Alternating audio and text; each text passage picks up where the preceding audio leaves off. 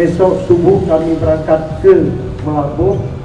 Mudah-mudahan selamat sampai di tujuan dan sehat selalu, dapat kami ikuti kegiatan Islam yang baik dan membawa hasil juga yang baik demi kebanggaan Banda Aceh, demi masyarakat Kota Banda Aceh yang kita banggakan.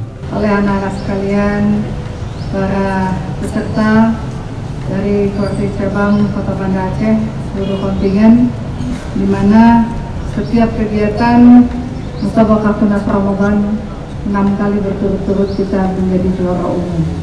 Dan insya Allah kita optimis, wajah-wajah yang penuh semangat, ya, penuh kebersamaan. Insya Allah mudah-mudahan tahun ini kita bisa meraih juara umum yang ke-7 untuk Koordinator Cabang se-Aceh yang akan diperlombakan, yaitu di Aceh Barat.